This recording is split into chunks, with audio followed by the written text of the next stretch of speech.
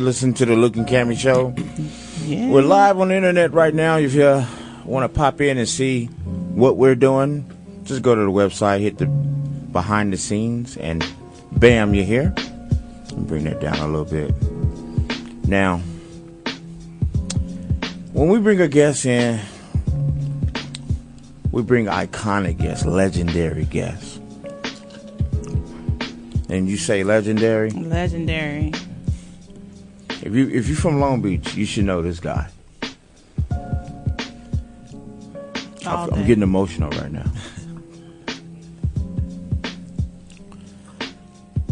We have in the house Mr. Kelvin Anderson, the owner of VIP Records. How you doing, sir? Yeah. Wonderful. Yes. Thanks for having me, man. Man, I got a call today, and It was from me. Cammie, Yep. and I was trying to sleep, and she called me in the middle of the night. She said, "We got to do something with Mr. Kelvin Anderson." I said, "Kelvin Anderson? I would love to. Got to. No hesitation. No hesitation at all." Just for people that don't know the story, give us a little background on VIP. I know the whole story. I bought my first album from that store. I bought Jazzy Jeff and the Fresh Prince. I bought that from the store. I brought Jodeci. That was like 85. I was like, That's funny because most people that that I talk to can actually remember their first purchase. I remember my first purchase. Snooper always remind us that his first purchase was Anita Bear, Ring My Bell. Anita Ward, Ring My Bell was the first record he ever bought at VIP. Yeah, mine was Jazzy Jeff. I had to have that album. Wow. Yeah, man. I remember running up 19th Street and running all the way down there. Yeah, man. I was a kid, sorry. All the kids are. Yeah, man. Well, we've been blessed to be on that block for 38 years now. 38 years. We've had some real great years there. But, things changed, and we've been kind of a little slow in the evolving movement as far as, moving to the next level. Once you stand behind that counter and try to figure out, what people like and, just being on top of the music scene, and to me, my life has been surrounded around black music, be it gospel, blues, jazz, reggae, and of course hip hop. But we had an amazing run, and unfortunately in 2003 the industry crashed. And is that because of the download thing going on? Or? Exactly. I remember my son one day who was actually going to Poly High School. And, I remember him coming from school one day, and he said, "Dad, I don't know how we still open." He said, because half of the kids over there got a backpack full of CDs. And it was funny and stuff because, we knew a lot of guys that was real big on selling, like, mixed CDs in the street and stuff. So anytime the bootleggers start complaining, it's a crisis. But I remember the press telegram doing an interview with me, and it was right when Tower Records closed. Mm-hmm. And they, asked me what did I think about that, and I said, well, it's Tower Records today, but it can easily be VIP tomorrow because they're not closing because they're not good business people. They just closing because you can't compete with free. Right. And the music is free. It's funny. I've had customers come in the store. A parent with maybe young kids, and she be telling me the music that she want, and they be like, "Oh, Mom, I can get you that," because they want some new sneakers, that new Nintendo game or something. So. Unfortunately, that did kill the business, but, I still talk to a lot of young men and women that's out there pushing the line, putting out their music, and, my word to them is that, you still need to make a physical CD. It always need to be a part of your package, but you don't want to make up a lot of CDs and go stick them in this store or that store, because unless you getting those spins on major radio, I wouldn't do it. But it always should be a part of your package, because number one, if you out performing, you have a great chance that they like you of selling your CD, your T-shirt, your hat. So it should always be a part of your package. A lot of kids just feel like that their music should just be available digitally, but no, you need the physical also. And the other thing is that it hasn't been a better time in the history of music for independent artists now, because a studio can be a laptop. Yeah. Your office can be your bedroom. Right. Yeah. So with a push of a button, you can put music out all over the world and stuff. So for an independent artist, it hasn't been a better time. I have a nephew in the business, Soul, and he don't have a major record deal, but he's doing major things and stuff. So that's what the internet and social media allows you to do and stuff. So and the beat goes on. That's right. Yeah, I mean, when you first started VIP, was you expecting to get so large? I mean, it's known all over the world. Well, you know what? I would say VIP had a major name all across the country, because my oldest brother started VIP back in, the first VIP store was in 1967 in South Central LA. We started on 108th and Broadway, and a couple of years later we moved to 108th and Main Street. I actually came out of here right out of high school in 1972.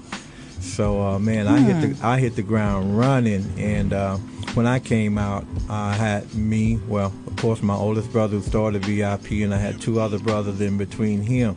So like four of us in one store.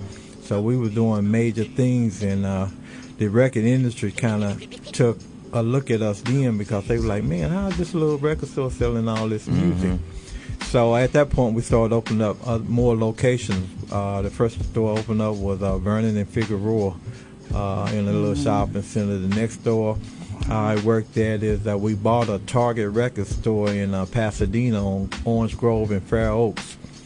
The best time of my life in this business was on 28 and Crenshaw. The best VIP ever was there. This Long Beach store is the most famous, but the best VIP store was on 28th and Crenshaw.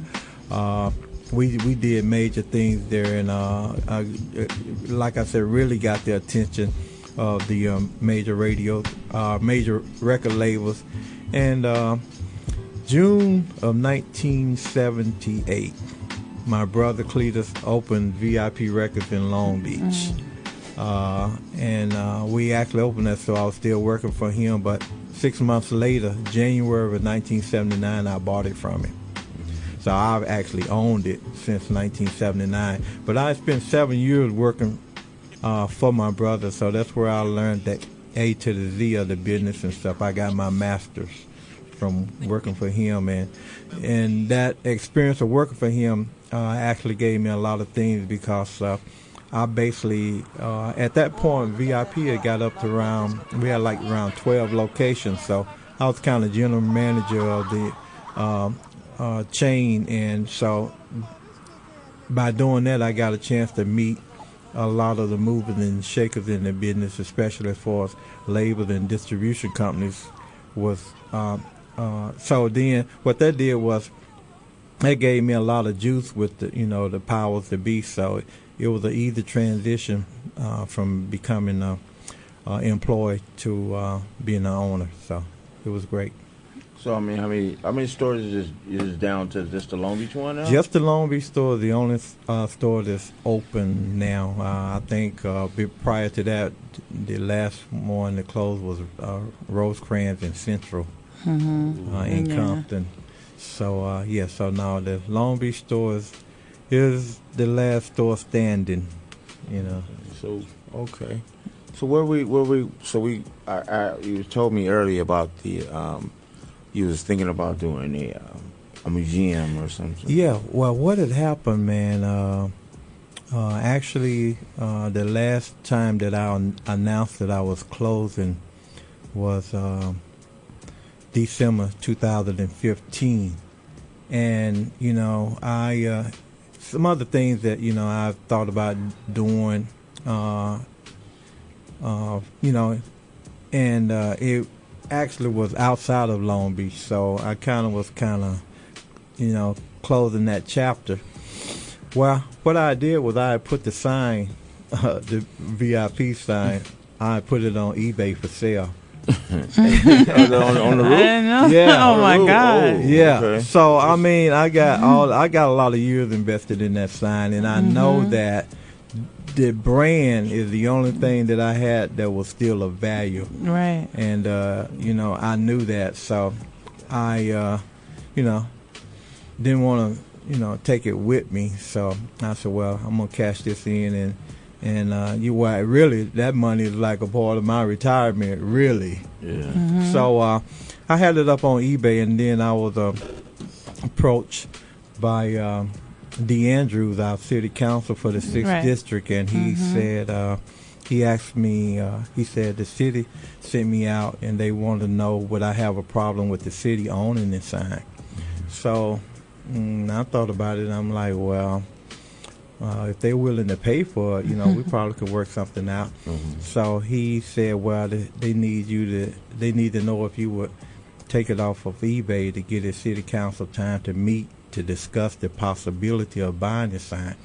So, like I said, I really, didn't have a problem with it staying there. So I took it off of eBay, and as time went on, I'm like waiting for that meeting, but it actually never happened. So we're still trying now to meet with the city a year later to find out, if there's interest, in the sign. Well, to be honest with you, I done had a change of heart about even selling it, because one day I was in the store, and this gentleman was in the store, and he had his 2 sons with him, and they looked to be like around 11 or 12 years old. And he was walking down the aisle, and he saw an album. They saw vinyl. And he said, "Dad, what's that?" And it was funny. Everybody in the store heard it. So it was like, and then, you're trying to explain it to him. He's like, "Well, how do you stick it in?" And, but it was funny. But then I just thought about, man, this is a story that really needs to be told. Yeah. So then that's when the concept of opening a museum, a black music museum and creative center, that's when it hit me. I'm saying, man, I like to do that, and I like for the museum to concentrate on everything from the 8-track tape to today. Yeah. So if you can imagine, you can have a great grandmom to come in, and there'll be something there that she can relate to all the way up to the great grandkids. And we will lay it out with the history of the music, the equipment, the process, the whole movement. I even got a couple of reel-to-reels I want to stick up in now. Back in the day, I had a Pioneer reel-to-reel, I think Sansui, the 45, the album, the cassettes. We would really want to tell a story, because, see, back in the day, to me, a lot of people came to VIP to buy music, but they also came for the experience. So, man, this museum and creative arts center will really bring a real experience back to Long Beach. And hopefully what we want to do with the city is, and that's the reason why we're doing this petition, to let the city and the mayor know how much support we got, how much love that we have here in the city. Definitely. And it would be a real, much easier process if they are involved in it, because we know that the city owns a lot of property. This is something that I really would like to build from the ground up. So we know the city have properties, and they have other resources. In building anything, is you got to deal with the permits and all that. But if a city is a part of the process, a lot of those things, a lot of those burdens, we probably won't have to deal with. So it's very important that the city, get behind this. Central Long Beach is a, hard hit area, and it's something that, I've seen and witnessed for many years, but we know that, things can change. And back in the day when I opened the recording studio, it was like, business was doing good, and I just saw a need to reach out and help and support the kids in the neighborhood. So, after I saw a couple of movements like the movement in Compton with Easy and them guys, and then the next thing I paid a lot of attention to was Too Short and those guys in the Bay Area. Right. So I said, man, I'd like to, see if I could, open a studio and do something with the kids here in the beach. So I don't know how he got in, how he was directing my way, but Sir Jinx, who is related to Dr. Dre, and Sir Jinx actually, after I put him on the map, he actually produced the first 2 or 3 Ice Cube albums when Ice Cube left the group. But Sir Jinx came to me one day, and he said, I hear you like to open a studio. So I said, yeah, man. He said, well, I can help you. So he took me to Dr. Dre's house, and he showed me this machine. He said, do you know what that is? I said, no, I don't have any idea. He said, well, it's called an SP1200 drum machine. He said, it's virtually a studio. Wow. He said, if you get that, then I can help you. We left Dre's house and went down on Hawthorne to the Guitar Center. I paid $2,500 for a brand new SP1200 drum machine and gave it to him. And I said 3 or 4 months later, he came back to me. He said, okay, I'm ready. So that's when I took the... it's history right here. That's when That's when I took the storage room that I had at the time and cleaned it out. And really the first studio that we had back there was basically... the drum machine, 2 turntables, and we mixed everything down to a cassette. Matter of fact, the first demo, that the famous demo tape that led to Snoop getting the deal was it was a cassette that was recorded on that equipment. Later on in the years, we did get a complete full studio. Yeah. But I mean, that's where we started out at. So it was been an amazing run. And and it's funny how many people after all that time that still come up to me and said, did you know that I was one of those kids back there in the studio? Yeah. Matter of fact, one of the biggest person that was back there and I didn't know it was DJ Quik. He told me one day, he said, man, did you know I decided what I wanted to do and be in life in the back of your store? I said, no, I didn't have no idea. He said, yeah. He said, you have this guy that was working for you, DJ Slice. And I was there one day, and he had took Zap Computer Love, and he said he flipped it and put a beat on it, and this dude was rapping to it. He said, man, I lost my mind. He said that day I went and bought a drum machine, and I haven't stopped since.